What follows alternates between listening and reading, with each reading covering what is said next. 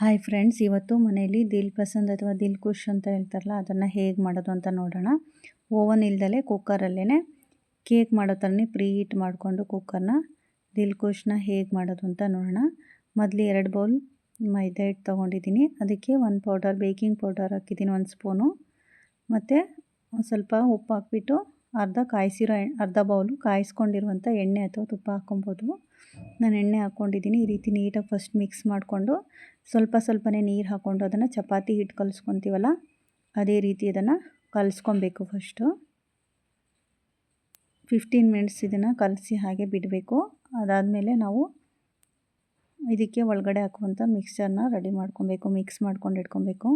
ಫಸ್ಟಿಗೆ ಮಿಕ್ಸ್ ಮಾಡ್ಕೊಬಾರ್ದು. ಇದನ್ನು ಫಸ್ಟು ಕಲಸಿಟ್ಟು 10 ಮಿನಿಟ್ಸ್ ಆದಮೇಲೆ ಅದನ್ನು ಮಿಕ್ಸ್ ಮಾಡ್ಕೊಬೇಕು. ಇನ್ನೇನು ಮಾಡ್ತೀವಿ ಅಂದವಾಗ ಆ ಮಿಕ್ಸ್ನ ರೆಡಿ ಮಾಡ್ಕೊಬೇಕು. ಯಾಕಂದರೆ ಸಕ್ಕರೆ ಪುಡಿ ಹಾಕ್ಕೊಂಡಿರ್ತೀವಲ್ಲ, ಅದು ಮೆಲ್ಟ್ ಆಗಿಬಿಡುತ್ತೆ. ಹಾಗಾಗಿ ಈಗ ಹಿಟ್ಟು ರೆಡಿಯಾಗಿದೆ. ಇದಕ್ಕೆ ತುಪ್ಪ ಸವರಿ ಹಾಗೆ ಇಡೋದು ಒಂದು 15 ಮಿನಿಟ್ಸು. ನೋಡಿ, ಹಿಟ್ಟು 10 ನಿಮಿಷ ಆಗಿದೆ ಆಲ್ರೆಡಿ. ಡ್ರೈ ಫ್ರೂಟ್ಸ್ ತೊಗೊಂಡಿದ್ದೀನಿ. ದ್ರಾಕ್ಷಿ, ಗೋಡಂಬಿ, ಬಾದಾಮಿ, ಪಿಸ್ತಾ, ಬ್ಲ್ಯಾಕ್ ದ್ರಾಕ್ಷಿ, ಬಾದಾಮಿ ಮತ್ತು ಗೋಡಂಬಿನ ಚಿಕ್ಕದಾಗಿ ಕಟ್ ಮಾಡಿಟ್ಟಿದ್ದೀನಿ. 1 ಕಪ್ಪು ಕೊಬ್ಬರಿ ತುರಿ ತೊಗೊಂಡಿದ್ದೀನಿ. ಇದು ಕೊಬ್ಬರಿ ತುರಿ ಮತ್ತು ಡ್ರೈ ಫ್ರೂಟ್ಸ್ ಕಟ್ ಮಾಡ್ಕೊಂಡಿರೋದು.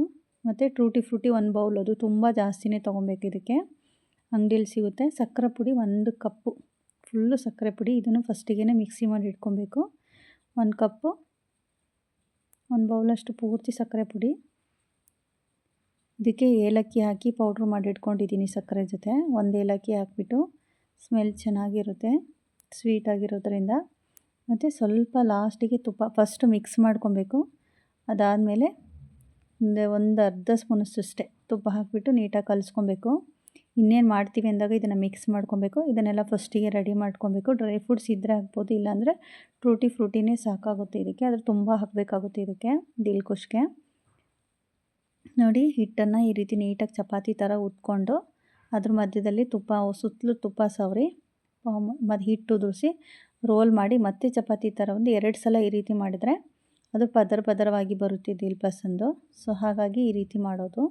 ನೋಡಿ, ಫುಲ್ ತುಪ್ಪ ಸವರ್ಕೊತಾ ಇದ್ದೀನಿ. ಅದ್ರ ಮೇಲೆ ನಾವು ಹಿಟ್ಟನ್ನು ಉದುರಿಸ್ಬೇಕು. 2 ಟೈಮ್ಸ್ ಈ ಥರ ಮಾಡ್ಕೊಂಡಿದ್ದೀನಿ ನಾನು.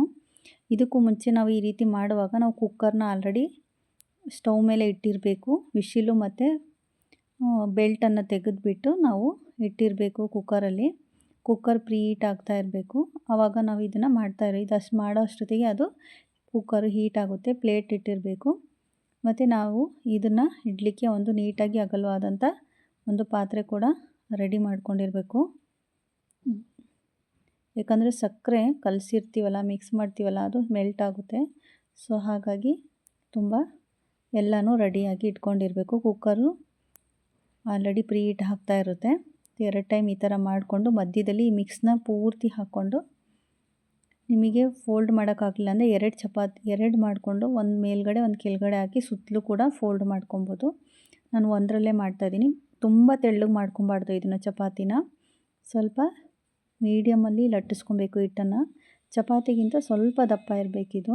ಪರೋಟ ಸೈಜಲ್ಲಿ ನಾವು ಇದನ್ನು ಹಿಟ್ಟನ್ನು ಲಟ್ಟಿಸ್ಕೊಬೇಕು. ಫ್ರಂಟಲ್ಲಿ ಹಾಕಿ ಈ ರೀತಿ ಪ್ರೆಸ್ ಮಾಡಿಬಿಟ್ರೆ ನಮಗೆ ಇದು ರೆಡಿ ಆಗುತ್ತೆ. ನೋಡಿ, ಅಗಲವಾಗಿರಬೇಕು ಪಾತ್ರೆ. ಅದಕ್ಕೆ ತುಪ್ಪ ಸವರಿ ಇಡ್ತಾಯಿದ್ದೀನಿ. ಕುಕ್ಕರ್ ಆಲ್ರೆಡಿ ಹೀಟಿಗೆ ಇಟ್ಟಿದ್ದರಿಂದ ನೋಡಿ, ಪ್ಲೇಟ್ ಹಾಕಿರಬೇಕು. ಈ ರೀತಿ ಇಟ್ಟು ಕ್ಲೋಸ್ ಮಾಡಬೇಕು. ಒಂದು 10 ಮಿನಿಟ್ಸ್ ಬೇಯಿಸ್ಕೊಬೇಕು. ಅದಾದಮೇಲೆ ಮತ್ತೆ ತಿರುವಾಕಿ ಮತ್ತೆ 10 ಮಿನಿಟ್ಸು ಬೇಯಿಸ್ಕೊಬೇಕು. ಅದನ್ನು 2 ಸೈಡ್ ಬೇಯಿಸ್ಕೊಬೇಕಿದು. ಕೇಕ್ ಥರ ಒಂದೇ ಕಡೆ ಇಡೋಂಗಿಲ್ಲ. ನೋಡಿ, ಈಗ ಉಲ್ಟಾ ಮಾಡಿ ಮತ್ತೆ 10 ಮಿನಿಟ್ಸ್ ಬೇಯಿಸ್ಕೊಂಡಿದ್ದೀನಿ. ಆಗ ನಮಗೆ ದಿಲ್ ಪಸಂದ್ ನೀಟಾಗಿ ರೆಡಿಯಾಗಿರುತ್ತೆ. ನೋಡಿ, ಕಟ್ ಮಾಡಿದ್ದೀನಿ. ಇವಾಗ ಒಳಗಡೆ ಎಲ್ಲ ನೀಟಾಗಿ ಬಂದಿದೆ. ಮನೆಯಲ್ಲೇ ಮಾಡಿ ಬಿಸಿ ಬಿಸಿಯಾಗಿ ಮಕ್ಕಳಿಗೆ ಕೊಡಿ. ಸ್ವಲ್ಪ ತಣ್ಣಗಾದ್ಮೇಲೆ ಕಟ್ ಮಾಡಿದ್ರೆ ಚೆನ್ನಾಗಿರುತ್ತೆ. ಬಟ್ ಮನೆಯಲ್ಲೇ ಮಾಡಿದಾಗ ಮಕ್ಕಳಿಗೆ ತುಂಬಾ ಖುಷಿಯಾಗುತ್ತೆ. ತುಂಬ ಬೇಗ ಮಾಡ್ಕೊಬೋದು. ಒಂದು ಸಲ ಟ್ರೈ ಮಾಡಿ. Thank you.